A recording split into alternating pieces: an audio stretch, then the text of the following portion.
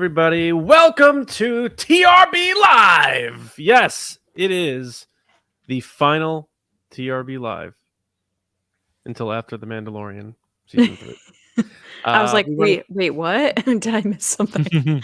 It's just like this whole live thing. It's just so like played, man. But it's not, because we're gonna be still doing live stuff because the Mando fan show is coming back in 6 days. We're going live next week, Wednesday night. It's been a long time since like the pure Mando fan show. Like we did it for Book of Boba Fett, but we are so excited because we got a new Mando code happening where if you're new, we're going to give a hint or a clue every episode until the end of the season with a big giveaway. And we'll tell you how to enter that and how to win that. And then also we're going to have a new lineup of guests, some familiar guests, some new people. Really excited about that. But most importantly, if you're available, it's going to be Wednesday, 8:30 p.m. East, right here at youtube.com/@theresistance broadcast. The Mando fan show is back. James, Lacey, how pumped are you to bring our OG like review show back for its next run? I'm definitely excited. I think the interesting thing, if you look at today's news and what we're going to be talking about, is we might not get Mandalorian again for a while.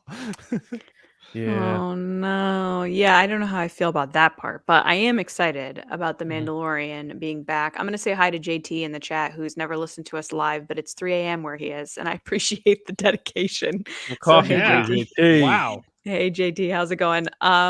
I'm pumped for the Mando fan show to come back. I'm happy I don't have to edit it anymore. While I love editing videos and it's something that I am passionate about, I'm not feeling the pressure of having something turned around so quickly and making sure everybody gets that night. But the fact of just engaging with people live right after the episode comes out that day is just so cool. I love talking with you guys about what your reactions were, and this season's supposedly bigger and better than ever, so it's gonna be bananas. There might be more Pedro faces than ever before. So basically, I'm just gonna do all 10s. I gotta keep my reputation strong. Yeah. Yep. We do these review shows for all the streaming series and stuff, but it's always like that first one is always special, and the Mando fan show just has its own feel to it, and I'm really excited to get that going again. But we're here for TRB Live, and we're going to talk about all the latest Star Wars news, give our takes on all of it, do some speculating, and having a good time. So if you are joining us live, thank you very much. Just so you know, super chats are available if you would like your comment or question read on the show and reacted to by us. Also, later in the show, we're going to be doing some live Ask the Resistance, and we have a lot of cool stuff to get into, but make sure you're subscribed to us on our YouTube channel, and of course, your preferred podcast platform, whether that's Spotify, Apple, or what have you. We saw some new reviews coming in on those, so if you don't mind reviewing and rating us on those, it helps us show up in searches. But more importantly than anything, have fun. Enjoy the show, whether you're listening on a podcast app or you're watching on YouTube or you're happen to be with us live. Get ready for a good time because we have some cool stories to talk about here on the show. Anything you guys want to touch on before we dive into the Resistance Report? Happy birthday, Brian Ward. He's watching right now. It's his birthday. Oh, yeah. And Happy birthday, Brian He's Ward. made some really funny images of us in the past, so happy birthday. Yes. Yeah. And very cool, funny and really images cool just in ones, too. general. Yeah, not even like really funny, but also really cool ones. Like that thing he did of me as Han Solo, and Lacey as Rey, and James as Palpatine. Or no, Cassian. Yeah, he's done. But He also had you with the also pies. Palpatine. Yeah. Or as I like to call him, Pie Patine. I also want to mention Ken Knapsocks in the chat. Hey Ken, he says I'm passing through to say keep doing what you're doing. Let's keep building a positive corner of Star Wars YouTube. And John says he owes me beers in London. I think I read that. Well, I'll see you at the pond, Ken. I'll see you in the pond. But absolutely, yeah. I can't wait to see you and have some beers. And thanks for popping by. And can't wait to talk soon, man. But yeah, there's a lot to get into. So without my least favorite phrase in the world, without further ado, James, Resistance No, Report, your least favorite is the one that's like get man, myth, legend. I don't like them because then they have no real adjectives to say about somebody. So if anyone ever refers to you as the man, the myth, the legend, that they haven't done their homework, or they don't know much about you, or they don't really think all that much They about could you. be adding it on at the end. That's true. That's true. All right. I've Everyone been go on going Twitter right now and be like, John's the best, the man, the myth, the legend. All right.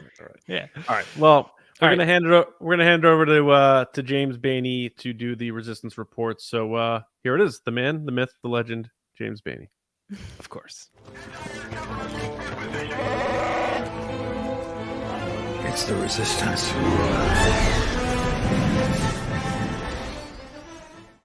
I don't know who watches the Today Show, but recently a great person was on it, Rosario Dawson. And of course, because she's connected to Star Wars, they were going to ask about Star Wars. And she had things to say about Ahsoka, specifically saying it's coming out after the Haunted Mansion, but that, comes out in August. So right after that would be the fall. She specifically mentions the fall. I don't personally know where this falls, no pun intended, as far as her information base is known, because I've seen other people involved in The Mandalorian say the show is going to come out at this time, and it did not come out at that time. I don't know if this is information to go off of or not, but I think she seems like she's seen a schedule because she was based around other properties.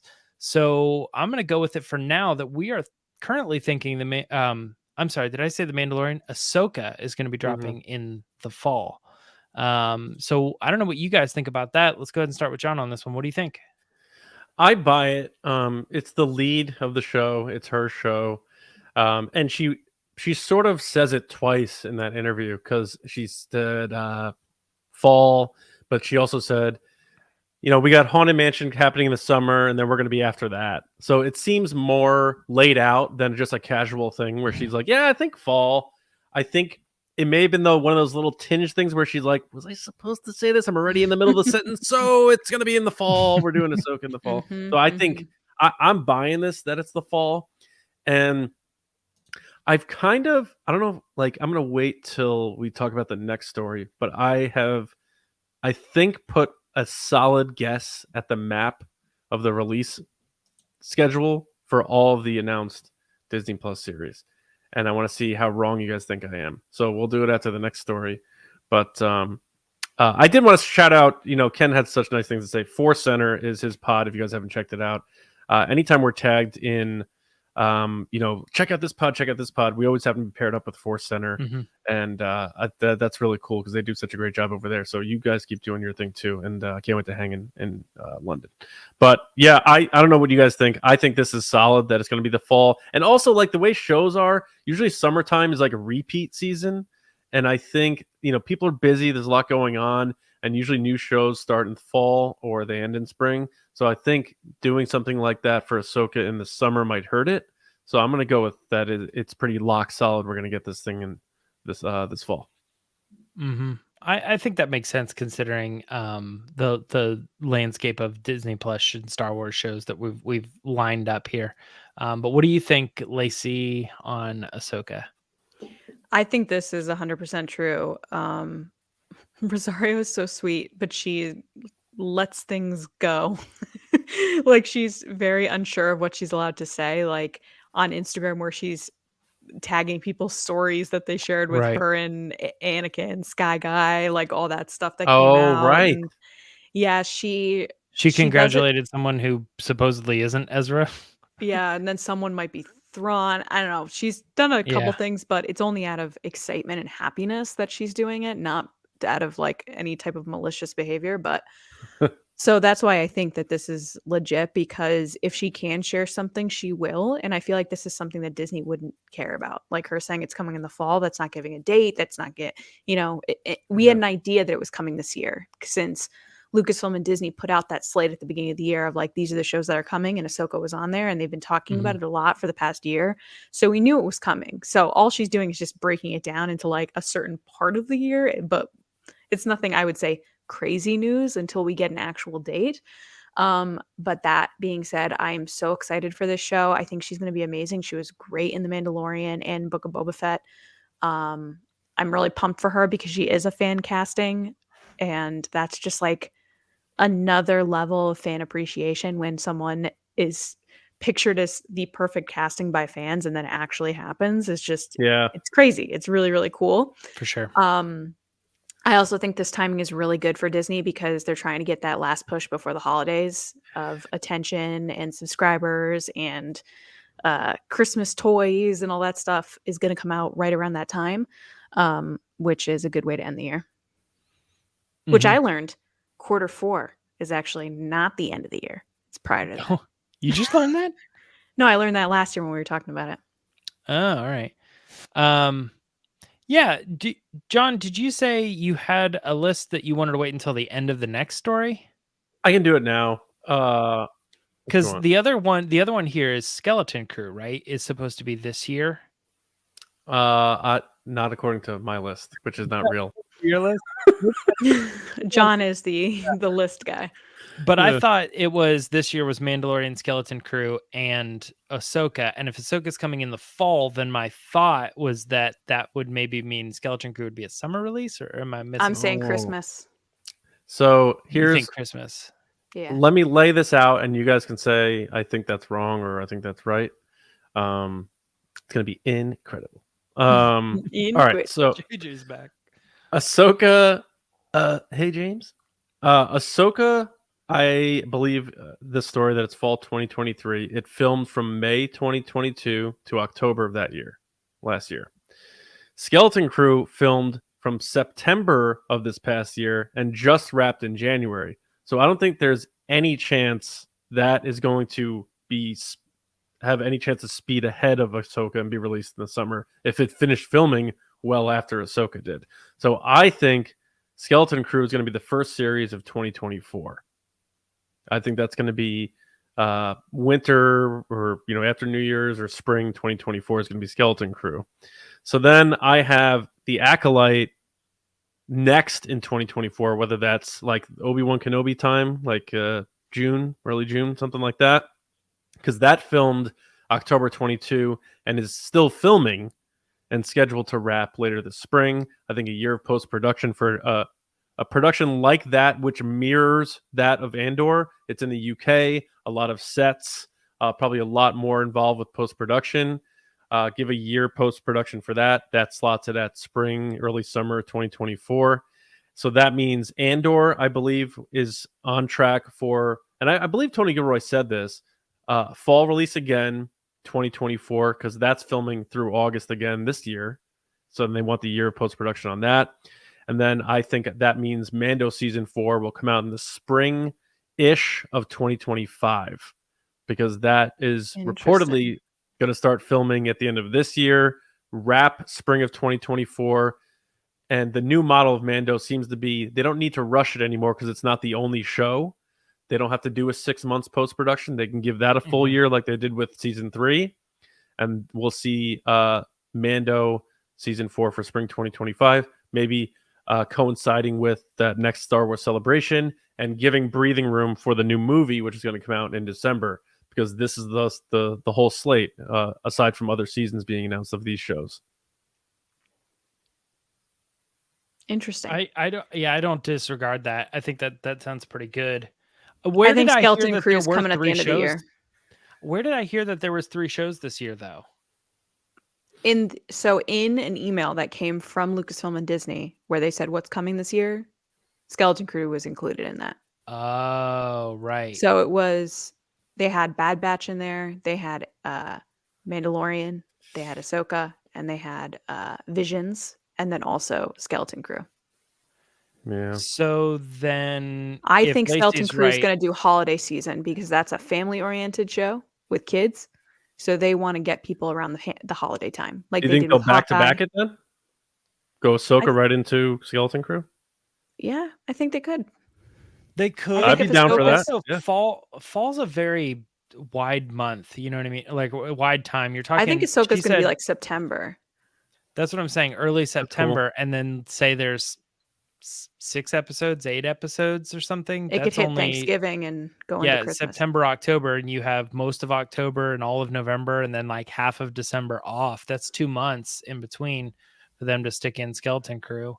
But and then the only thing I can think is that they're leaning on the sort of Thanksgiving, but sort of Christmas time holiday season for Skeleton Crew more than Ahsoka, probably because of the kids or something. And then it That's what I lets just like said. more of a. Oh, did you just say that? Oh, Yeah. Yeah. because the family angle. Okay. Yes. I'm still Yep. thinking about the thing, so I might have missed that. No No, worries. that actually then that makes perfect sense. So I think this lines up pretty well. Then I think we got it. But should we talk a little bit about that? Mandalorian season 4 is written. Doug Chiang has developed the art for it. This comes from Jon Favreau himself at the London Q&A promoting season 3. It really just is like a really random phone, recording of what we saw, but it's been covered. Yeah. What? Lacey, what do you think about the Mandalorian season 4 already being in production? I'm pumped. Give me as much Mandalorian as you want to give me. I will never say no to more Mandalorian, especially if it's coming from Jon Favreau. In my eyes, he can do no wrong, especially with this character that is his character. I love hearing him talk about it from like day one to now. That energy has not left of like how hyped he is about his own show. I think he's very giving with his time. He understands fans. He understands what fans want, I think. In this interview, he also mentioned how Celebration's the best because you get to watch everything with those fans in the room. And it just gets me even more hyped for that event and what they're going to show us there. Right. But yeah, I will always take more Mandalorian. It is one of the best things to ever happen to Star Wars. And I stand by that statement over like saga films and stuff. I think it's some of the best stuff that they've ever done. And it's transcended, we've talked about on the show, but it's transcended just being Star Wars. It's a part of pop culture like Darth Vader is. The Mandalorian and Baby Yoda, Grogu, they're just, you see them everywhere and everybody knows who they are. So I couldn't even imagine having that impact on just like pop culture and people in general of knowing you've created something that's had such a connection with all these different people. And it's such a phenomenon that like, why wouldn't you do season 4, season 5, season 6, season 7? Like people are going to take it. I'll take it. I love that they mention Doug Chiang. He deserves all the credit for the stuff that he comes up with. I remember watching an interview with him a couple of years ago where he was talking about creating ships. And he was like, oh, so-and-so needed a ship. So I just sit down at my desk and make a ship. And it's like the most ridiculously awesome thing you've ever seen in your life. And he was just like, oh yeah, I just sketched this out. Like, I just thought like, hey, maybe it'd be cool if it had a triangle here. And you're like, this is so insanely detailed that like I could never creatively think at a level like that. And I think it just gives a shine to the people that work behind the scenes. And I think oftentimes, not as of recently, I think recently they've done a better job, but in the past, you really don't know who those people are. Now, I don't think Doug Chiang falls into that because he's Doug Chiang, but it's just really cool to hear who's involved. And I feel strongly, and I always have, that Jon Favreau is the type of person that he's a creative genius in himself and he's passionate about what he does, but more than anything, he's the best at finding a team. He finds the right people to do the jobs that he knows he's going to get the best product from. And he gives them credit. He is never the person to say, I did this when he didn't. And he's always willing to shout out other people. And I think that's why we've seen The Mandalorian be so successful and including so many different people, from like cameos to behind the scenes to prop people to stunt people. And those stunt people and prop people are so open about the process on social media because Jon Favreau creates that environment of, it's okay to share what you're doing. It's okay to share your love for this because I love it too. And that's just cool.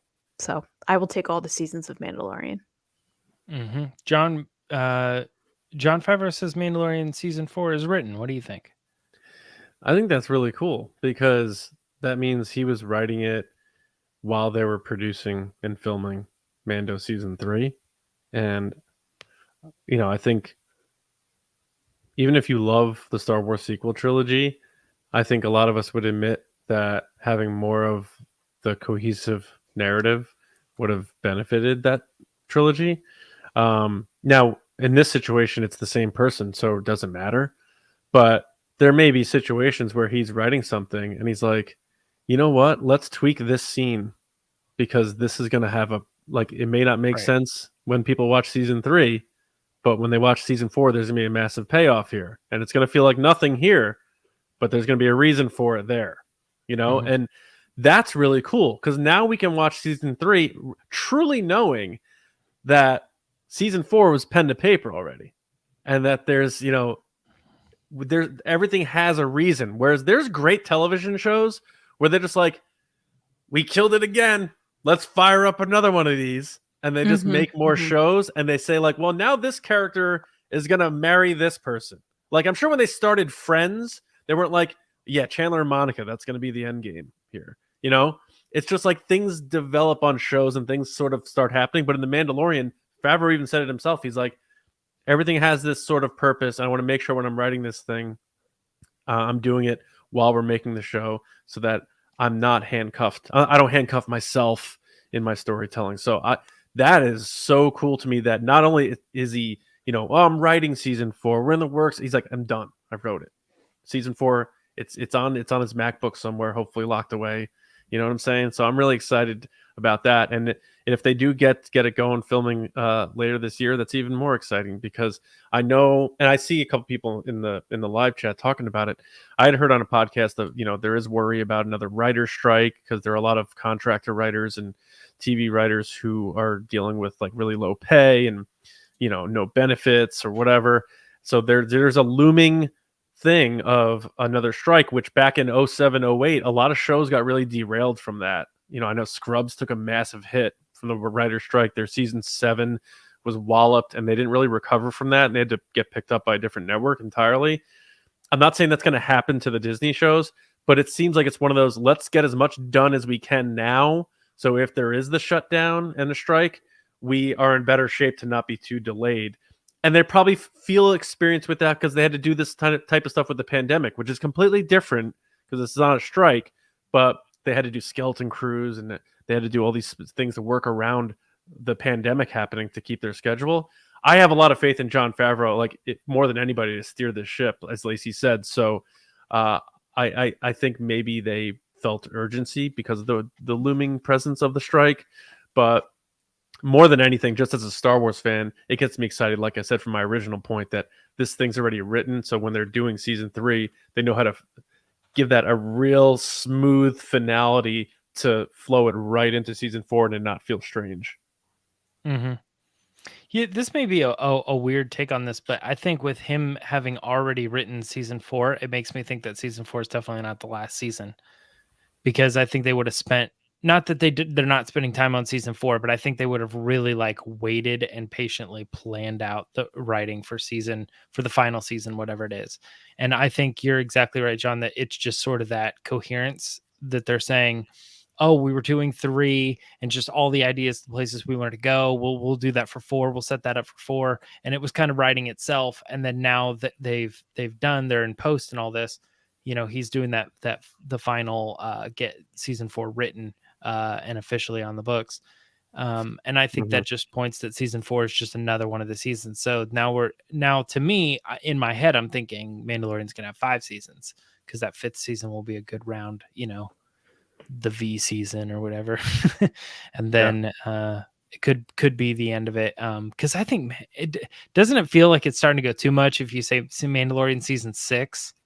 Then that seems like too much. I'll still take it. I'll still take it. I mean, you would still take it. I'm sure we all would, but it starts to feel like, man, how did they manage to ride that show out as long as they did, Man, it's like 40 years of Star Wars and stuff. I just don't know how they went so long talking about Star Wars.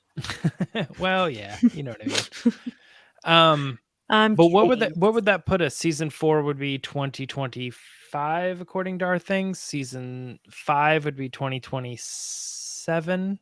Yeah, pretty wild. I think they're going to end with a movie still, and then Eclipse will come out. Oh yeah, remember that? Yeah.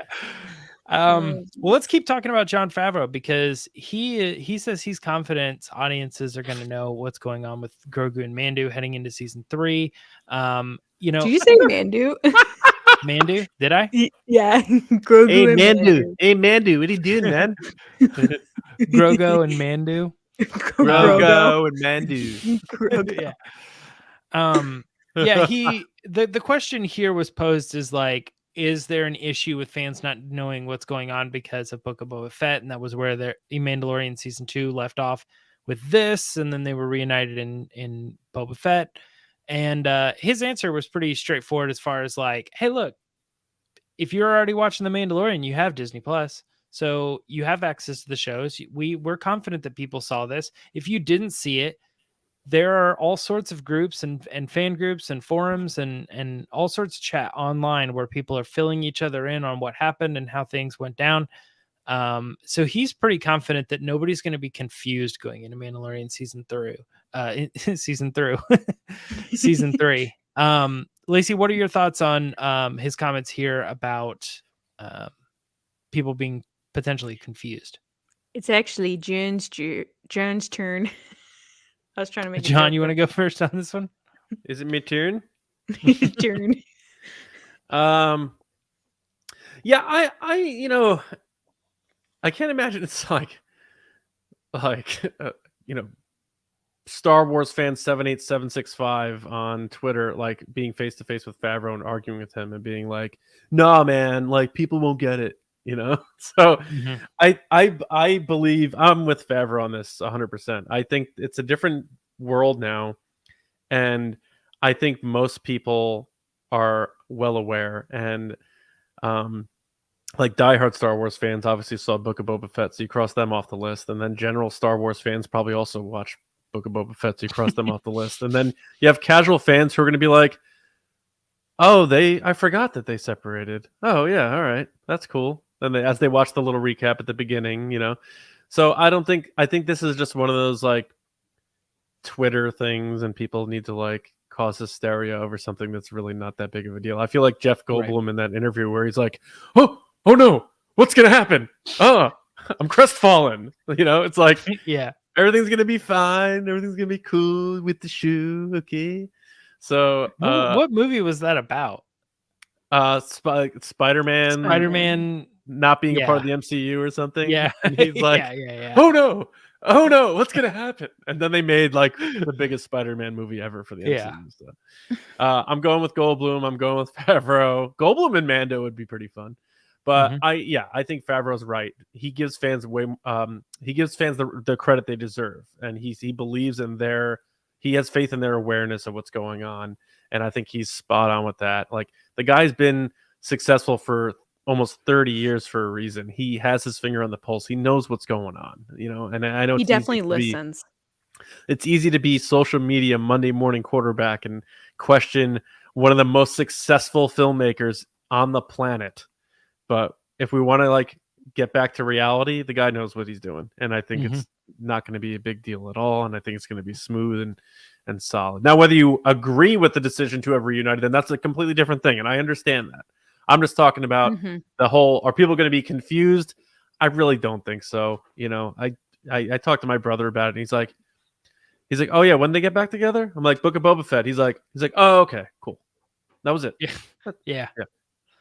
And he in his example, he used the Marvel kind of way of doing things, where he says, you have these sidestep movies like Captain Marvel, and if you didn't see that, then you don't understand who's coming to save the day in the Avengers movie. But it seems like everything was fine. Everybody put it together.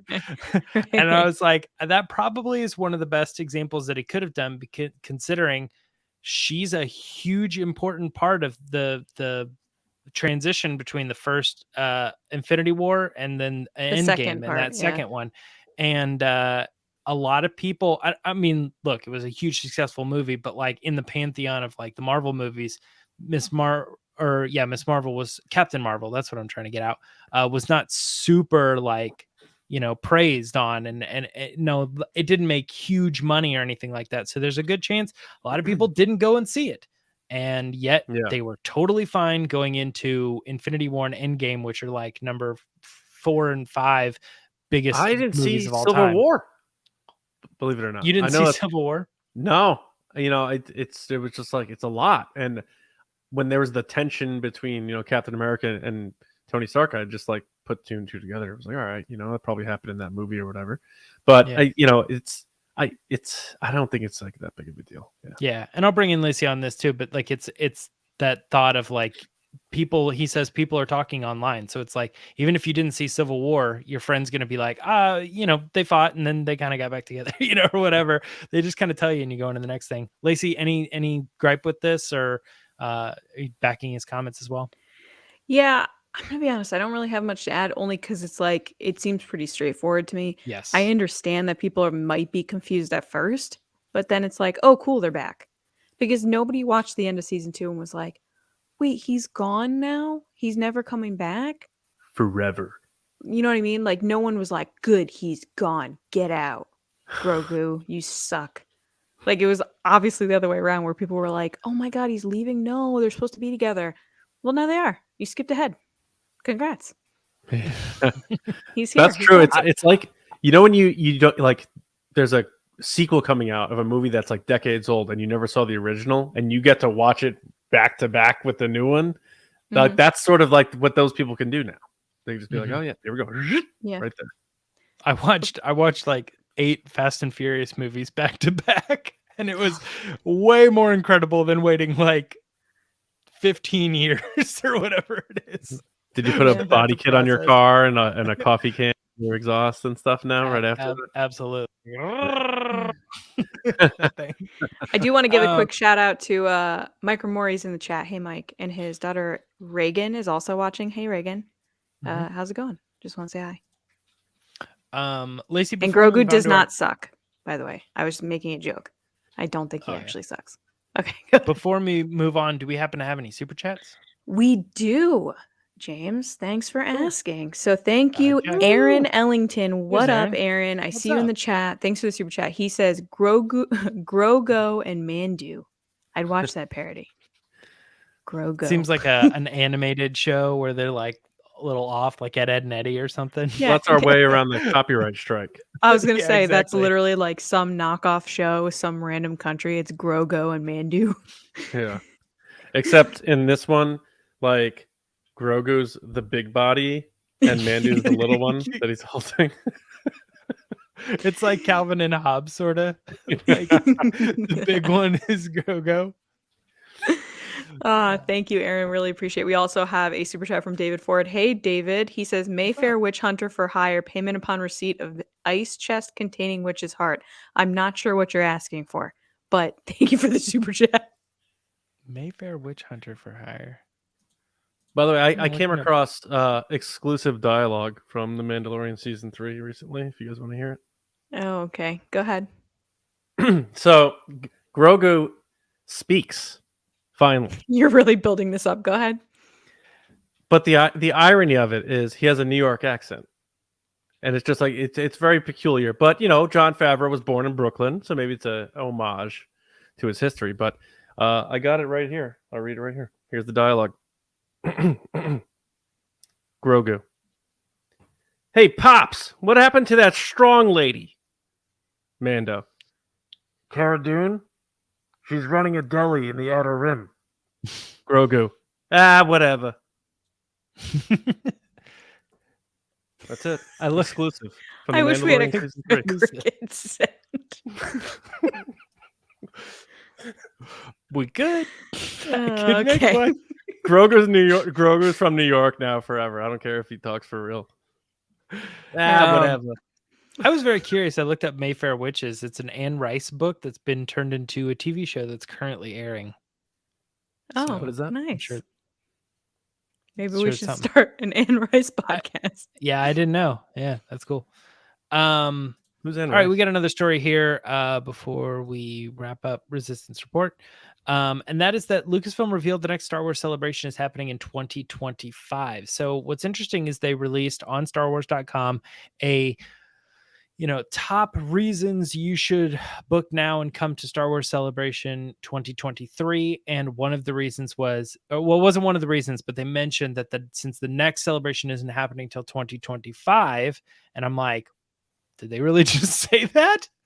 They really just said that. Normally it's this big thing that they wait till the end of the thing and then they put up the next one and everybody cheers. And we already know now because they said it, 2025. Lacey, what are your thoughts on Celebration not happening for 2 years after this current one? I'm okay with it. I think it's all right to take a break. Because it just lets people that, it's a crazy time right now. So it lets people save up for the next one. I think that's an awesome opportunity.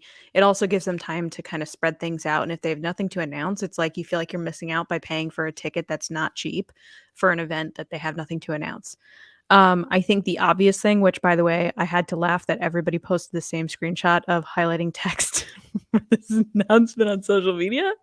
It made me laugh, but I think the big thing here, well, there's a couple things. First, I think that definitely validates that Hollywood Reporter thing saying that they're going to announce movies at Celebration, because they're setting this up of, hey, we're going to go out with a bang on this one and make you wait and then come back again when we're getting ready for that movie. So I think the movie stuff's definitely happening. James, you're completely right. Talking from my experience of working these shows, it's unheard of that they would announce this so early that they're not doing another show. The only explanation for it, little inside bit, is that tickets are not selling well.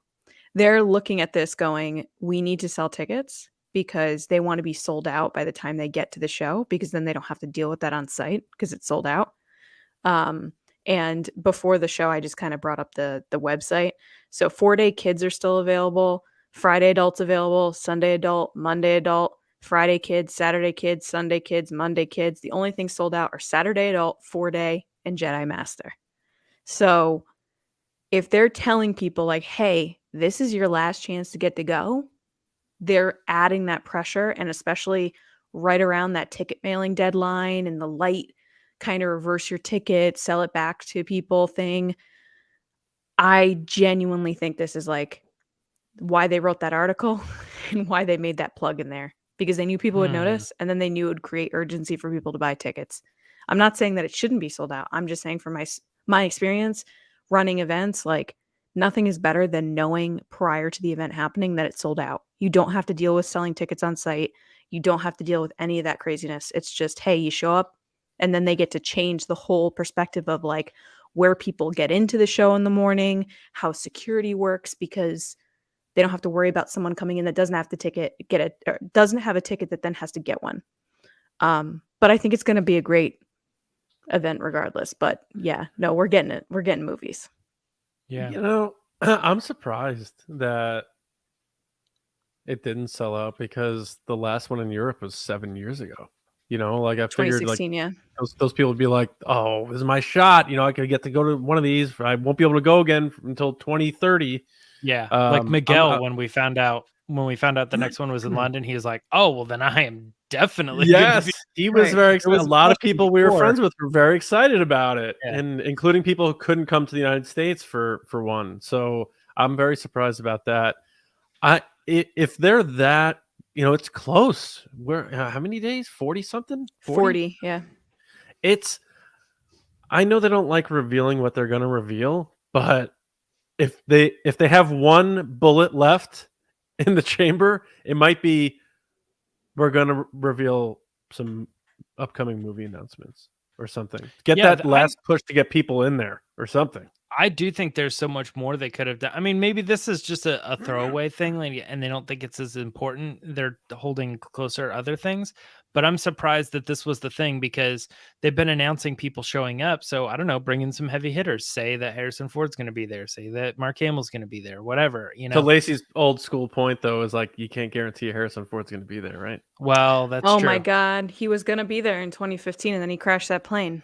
And then they were like, we will never say who's at these panels ever again. That statement alone is so ridiculous. I remember sitting in that meeting being like, any other celebrity, like, well, Brad Pitt was going to be there, and then he crashed that plane. Hasn't he crashed 2 planes now?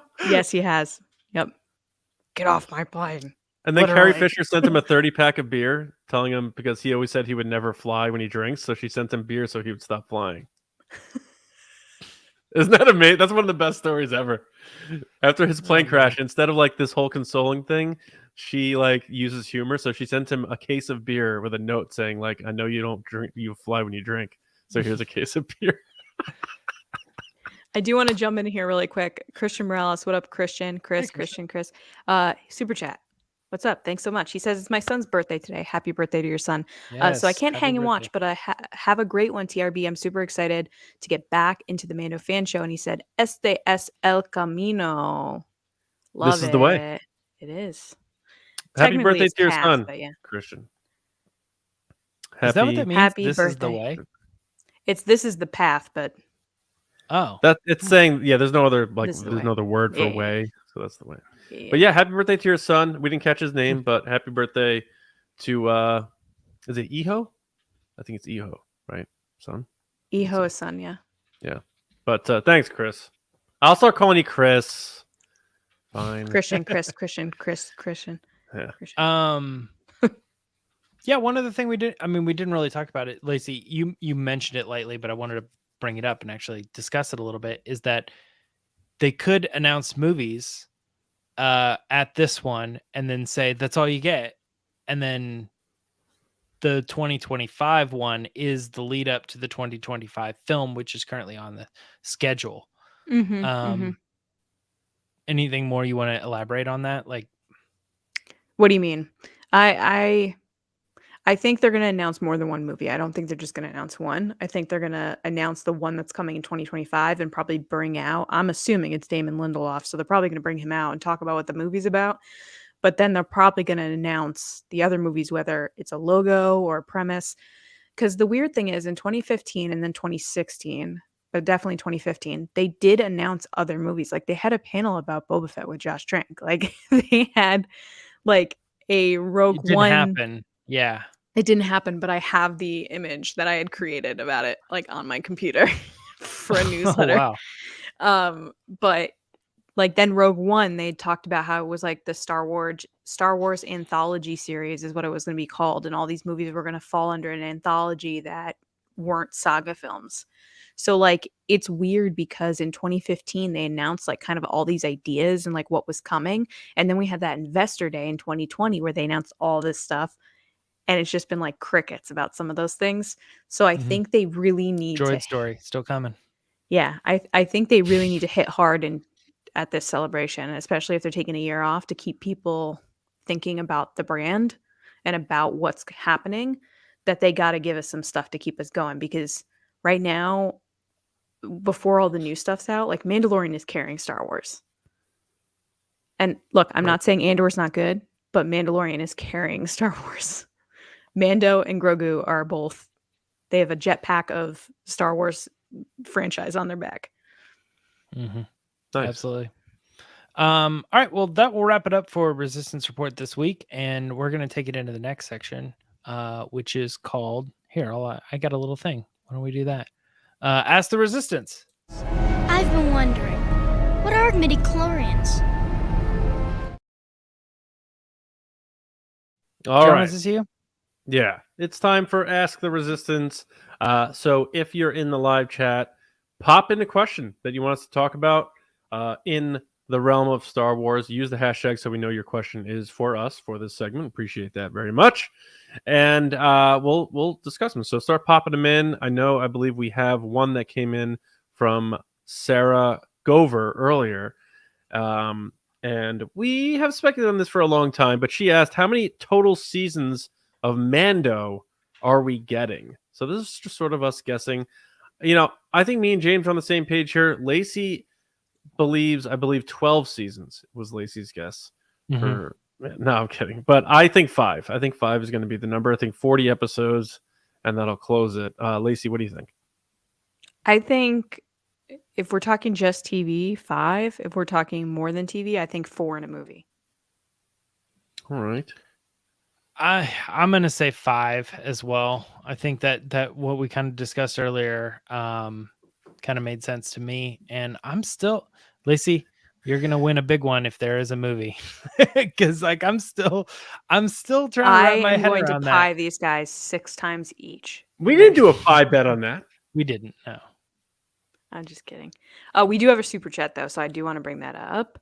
It is with Count Pepto himself, Luke. What up? Yo, Thanks for the super chat. He said, can't stay for the whole show, but I wanted to say, what's up, TRB? Are you guys ready Up, for the buddy? food in England during celebration? Laughing face. We'll get some good TRB pub stories. everyone's always dogging on the food over there. I like English food. I like meat pies. I like fish and chips. I like I potatoes. like English food like I like Meat fair pie food. bet. There we go. I like know what I meat mean? pies. Yeah. Lacey, What? Harry? I What? like English food like I like fair food. Like I Like would not carnival? want this. Yeah, it's like I wouldn't want to eat this every day, but I think that's when a you're little there and disservice it's to part of British it- people. Like Gordon Ramsay would be very offended if you said his food was like carnival food. Well, we're not. Yeah, but when we're going, we're not eating Gordon Ramsay 3 Michelin star. It's like But we're his gonna food is be- British food. Like beef Wellington is British. Yeah, I know, but Mm. you know what? I don't know. I think there's a big difference between Sit like down, what we'll James. probably end up eating. No, all right. Well, that's part of the joke here. You guys ready for the food? Well, people am who ready live for there have said it's not the best. But yeah, Luke, I'm very excited for TRB pub stories. I'm very excited to go to pubs. I'm very excited to find some cool nooks, hop on a stool and clang some beers with all you guys. So absolutely. I'm very, very excited for that. And thank you for the super chat. I've been seeing your world traveling photos too, man. So hopefully you're getting Lots some of good food and from drinks, Camp out and about there. But look forward to catching up with you and having some good times. Absolutely.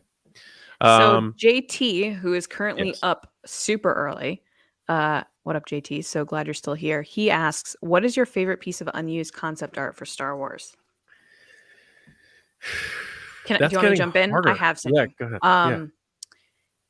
It's either two. One, like the one where Rey was like under the water in the Death Star, I thought was super cool. Or like the Millennium Falcon, like underwater with a spotlight on, was super cool. Or and I'm gonna fall into this kind of like I don't know, assumed choice. I really enjoyed the shot of Padme, like with the twins on her back, like going to approach Anakin. I still think that's a cool concept photo because she looks so awesome. And she had like a knife. Like, that's the Padme I know. Not the one that's like, I don't know you anymore. I'm going to give Lacey's actual answer, which is the spider baby head. Oh, but that's not just concept. They actually built that, James. That's concept art that never happened. It was That unused concept it art. technically counts, but at the same time it doesn't because they did make it. It exists. It's a gray area. I can see both sides on that. But I agree, it's cool. I have to see that one with Padme. I don't know that I've seen that. So if you have to send that to me. Okay. I will do that. Go ahead, James. I don't know, man. It's tough. Like I'm actually I was kind of putting something together with some unused like proto art and stuff for Star Wars, and I don't know what sticks off on the top of my head because a lot of it is just like it's like just strange versions, like dream versions of what we did get. It's not that it so much was unused. And they've begun using some of the stuff recently too. Oh, no. Also, I mean, the like go back to spiders, Rebels. Yeah, I mean, too, like Rebels has a lot of stuff in it that's based on like the Ralph McQuarrie stuff. The John Boyega Stormtrooper Rebellion was something that I thought was so sick. Oh, the Duel of Fates concept Yeah. art that was. I have a clear one. To get mine out of the way. Right. It's Ralph McQuarrie. You got to go with the OG. It's the Emperor's lava throne room that they were going to use for Return of the Jedi.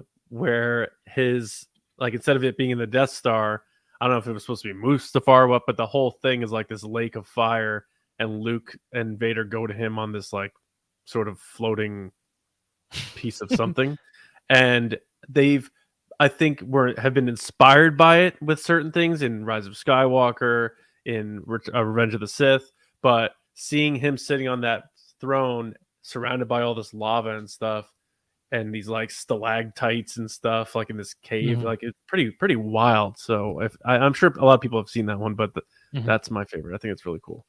I'll throw out one. The Darth Maul picture that was deemed too scary.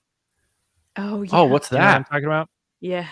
There's a drawing that they did of Darth Maul, and that was supposed to be it. And then George Lucas said it was too scary, and so they pulled it back a little bit.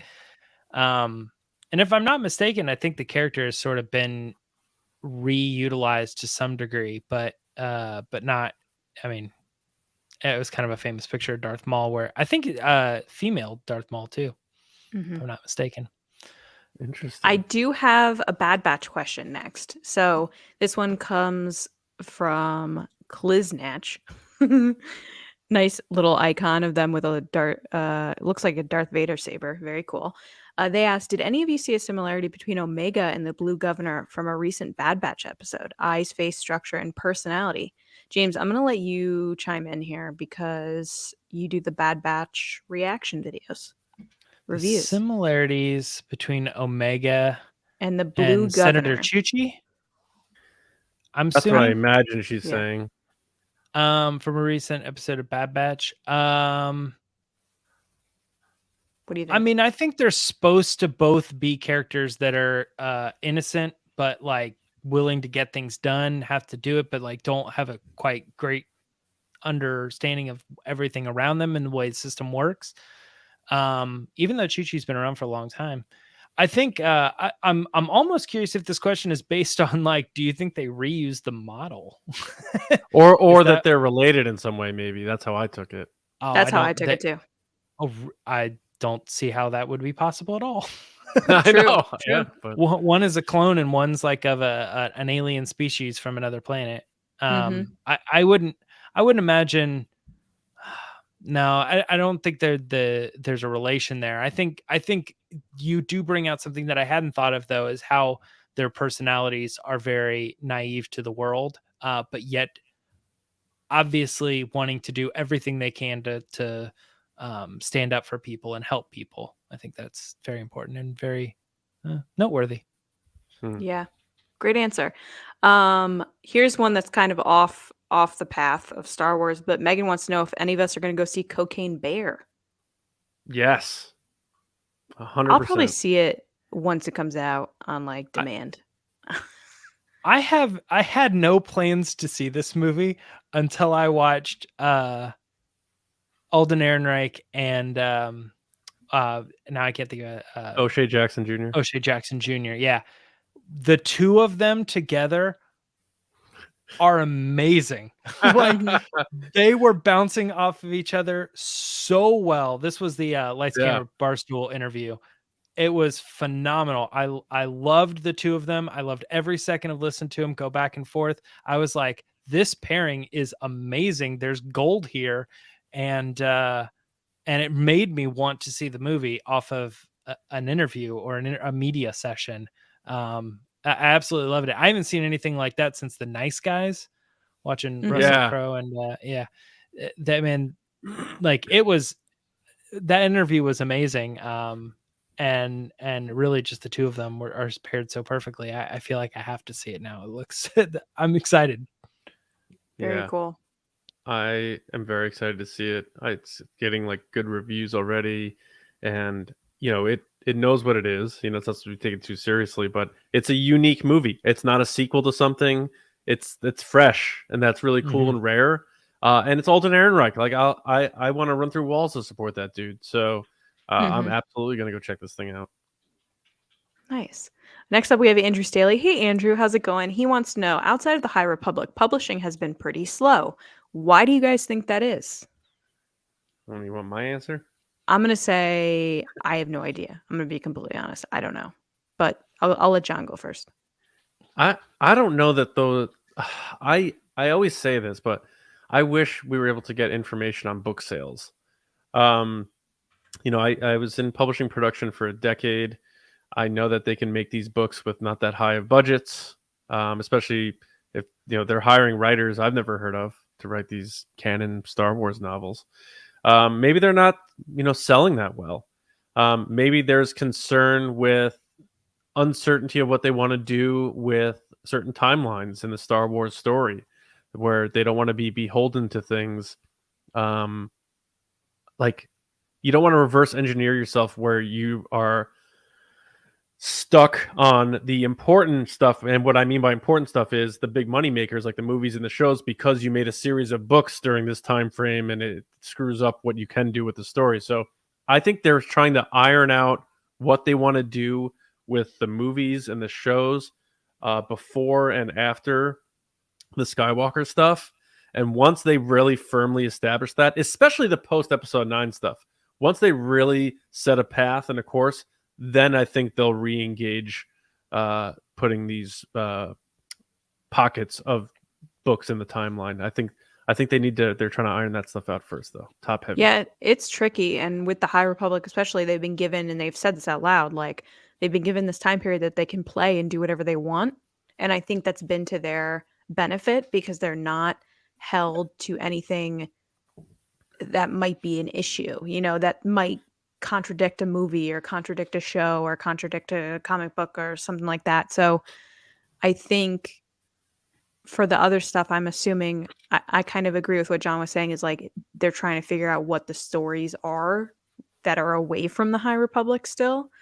Like the one that just came out that's going to be for play into Cal's story for Jedi Survivor. We're interested to see where that goes, but like that again is kind of on its little subset that like his established character is kind of over here. It has its own place, but I mean at the same time that does have canon repercussions because we've seen him in Obi-Wan Kenobi. So it's tricky. What do you think, James?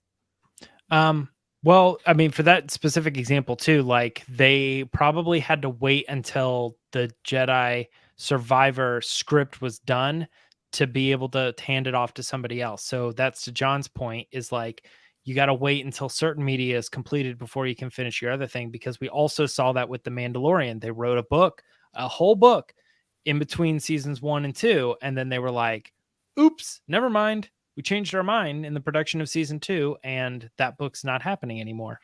And it just got scrapped. I think overall, the big story here probably is that when Disney bought, or when Lucasfilm and Disney it all became one thing, everybody like me jumped on and was like, I'm reading all these books, and all these books sold, and they were like, oh, dish them out. And they knew at that time they were doing a movie every single year, and they were going to have content all over the place, and they were going to do this, blah, blah, blah, blah. Then everything slowed down. They had Last Jedi and all this other stuff, and they're like, oh my gosh, okay, back it off. Let's not do content about our mainline stuff. Let's make money elsewhere. And then they created this idea for the High Republic. Everybody got excited about the High Republic. But again, like the first thing is you can get excited about it and they see a big jump in numbers right at the beginning.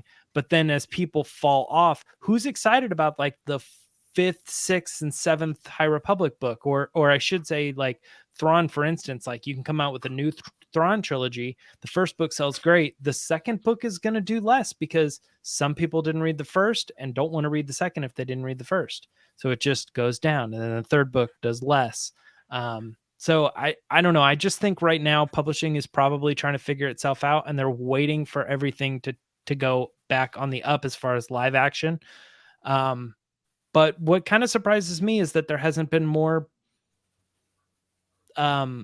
like Rebels books. There hasn't been a novel about Rebels. That, I mean, as far as I know, there's only the one book about Kanan and Hera, like early on. Well, and then they're coming to live action too, so that could be why, you know. I mean, I guess so, but it just seems to me like they could very easily do a lot of Rebels books, and they haven't done that. That property's been done for a long while. They could play in that world and have somebody come in and say, I'd love to get to write the like young Ezra story, or you know, this side mission that we didn't see in the show. But anyway, I think that's where publishing is at right now, Andrew. Awesome. Great answer. Long Great question. answer. No, but it was a Sorry. great it comes with a lot of information and insight, so I appreciate that. Okay, last question of the night comes from Blue Jedi. What up, Blue Jedi? Asks, favorite performance in a Star Wars? Star War, but in a Star War. In a Star War. So let's go around quick, just maybe quick one sentence person of why you think they have the best. I'd like to start by saying, no, I got to go with Harrison Ford in Empire Strikes Back. Why would I kid myself? Okay. Do you want to give a reason why, or that's your reason? It's the greatest performance in the history of cinema. All right. James? It's tough for me because I think most people are going to say an actor that gave a character, but I think I'm going to go with Donald Glover doing Lando. Fair. Not an original character is what I mean to say. Because I think he had to bring something to that character, and it couldn't just be his own. Like, I don't know. Like, Alden did a great job doing his own thing, but like, there's just something about like how perfectly he nailed it. Like, he went beyond impression and is like, I believe that you are Lando, like 100%. I don't know how you did it, but he is like I've been the most sold on a performance, an actor performing a character as Lando. That's nuts. Nice. That's a great That is answer. nuts. Yeah. That's a great answer. I'm going to say Mark Hamill in Return of the Jedi. I think his character grew so much, not just Luke Skywalker himself, but Mark as an actor grew a lot throughout the original trilogy, and you can see like his skills and just like his artistic view of the character change throughout each movie, and just he makes Luke who he is. And Return of the Jedi still stands as one of my top Star Wars movies. It always has been, and it was the one that when I was little kind of solidified my love for Star Wars because of Luke Skywalker, like how he was so awesome in the beginning of the movie at Jabba's palace, how he was willing to forgive his father despite everything that he had done, save the day, be there for his friends, do the right thing. It was just such a meaningful performance for me that I can't look at anything else and be like, oh yeah, I like this better because he's Luke Skywalker. He's my childhood hero. So I'm going to say Mark Hamill, Return of the Jedi. Awesome question. Thank you, Blue Jedi. Good. All right.